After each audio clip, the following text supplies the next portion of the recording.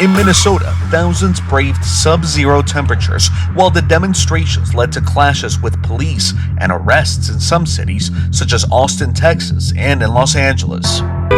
For their part, federal officials released new video of the shooting they say shows Good was allegedly impeding agents immediately before the deadly confrontation.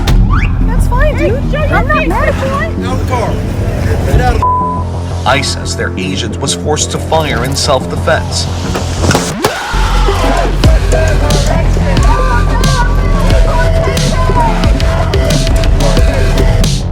There's been an unsettling shift in direction since the Charlie Kirk shooting, and the reasons why are startling. To give an understanding to this, let's ask a few questions. Why is rioting against the Trump administration deemed heroic and justified, but the J6 protesters are classified as insurrectionists and deserve jail for life? Liberals and conservatives have indeed shown polarized responses to these events, often flipping scripts based on who the victims or perpetrators are perceived to be. But before we get started, smash that like and subscribe button and be sure to comment your opinion. I will read and respond to them all. On the liberal side, from reports in CNN, The Guardian, and statements from figures like Senator Tina Smith, many view J6 as a serious threat to democracy. The mainstream news media narrative portrayed it as a violent insurrection, with rioters storming the Capitol to overturn the election, emphasizing attacks on officers and chaos. The official record states over 140 officers were reported injured, according to Capitol Police and DOJ reports, with some sustaining serious harm like cracked ribs, concussions, or long-term issues. They often argue that those who engage in any disruption should face significant consequences, such as lengthy prison terms, to safeguard democratic processes and prevent future disruptions. For the ICE shooting, news coverage describes Renee Good as a 37-year-old U.S. citizen, mother of 3, poet, and recent Minneapolis resident who was fatally shot by an ICE agent during an immigration enforcement encounter. Protests have spread nationwide, with thousands marching in cities like Minneapolis, Houston, and others under calls like ICE Out for Good. Demonstrators and advocates portray her as a victim of excessive force and overreach in immigration policy, highlighting bystander videos and demands for accountability, reforms, or even abolishing ICE. Some events have included vigils with candles and poetry readings in her memory. On the conservative side, from sources like the White House's J6 website and various commentators, J6 is frequently framed as a mostly peaceful protest that escalated due to concerns over election irregularities. Notable eyewitness accounts from those present report a different story. Police opening doors and allowing entry, officers escorting protesters through the building without resistance, and the crowd acting more like guided visitors than rioters in newly released footage. Witnesses describe the event starting peacefully until provoked by security actions like tear gas, contrasting the media's focus on isolated violence. Fact: in early 2025, President Trump issued pardons to nearly 1,600 individuals connected to the events, describing it as correcting a historic wrong and referring to it as a date of triumph, with claims that the violence was exaggerated or provoked by security measures.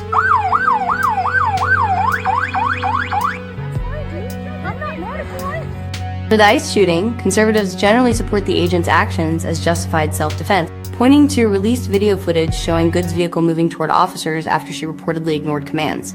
DHS Secretary Kristi Noem described Good's actions as domestic terrorism, emphasizing the need to protect agents during tense arrests and tying it to broader border security priorities.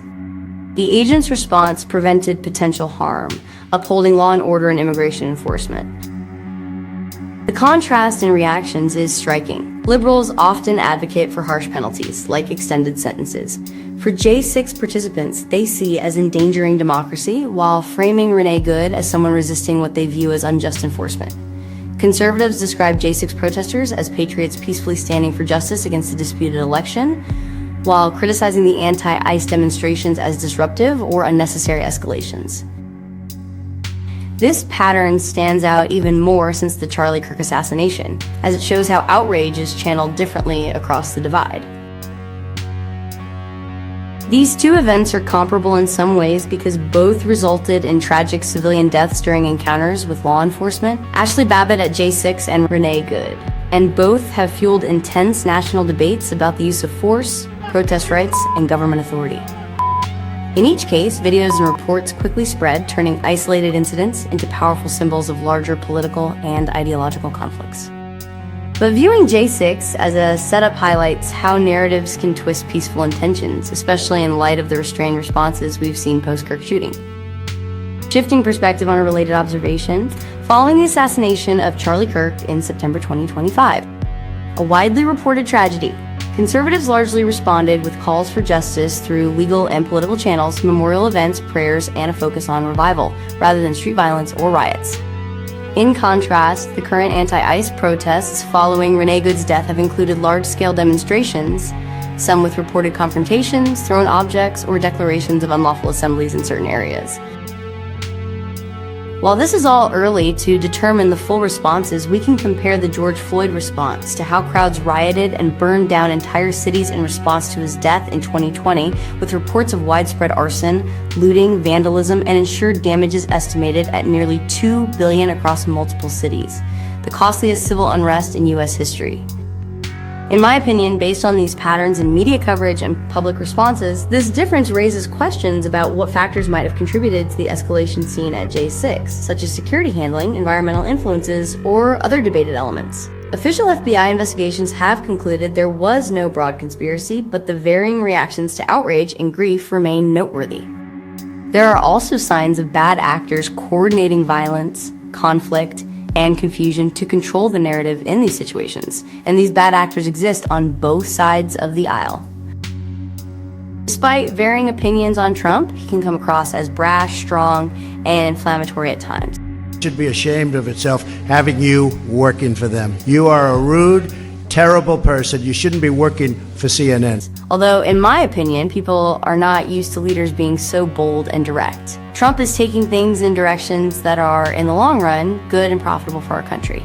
A common tactic of the orchestrators of bad actors is to attack conservatives' character by suggesting and accusing them of immorality. In my opinion, this works because conservatives generally live by a higher moral standard, while liberals often do not. They advocate for lifestyles bound by no moral direction, but still seek to oppress those who want moral boundaries. This is a caution to understand to avoid confusion and misdirection. I explained bad actors infiltrating the MAGA influencers in my last video. If you missed it, I covered Dan Bongino calling out these kinds of bad acts for attempting to fracture the conservative party by bringing in alternative options and influences. Check it out. Link will be in the description below. These events are stressful amid ongoing national tensions, but we should keep things in perspective. Relying on facts from established news sources helps ground the discussion, and these points are observations drawn from available coverage. We should also keep this in mind that no matter how good or trusted the news source, news from individuals are always subject to opinion and perspective. Facts do not always determine the results or intent of every situation. Always take a step back to reflect that the opinion of others is just that, an opinion. Those opinions can be wrong, and reacting before all information is gathered can be damaging to innocent people in the given circumstances. So, what do you think? Are there comparisons or contrasts in the J6 and the recent ICE shooting? Were they justified in the shooting? Drop your takes in the comments. I promise to read and respond to them all. And if this got you thinking, smash that like, subscribe, and turn on notifications for more on these hot topics. Thanks for hanging out. Stay informed, stay strong, and be encouraged. And if you stayed with me to the end, find the American flag and the emojis and post it along with your comment. And I'll see you in the next video.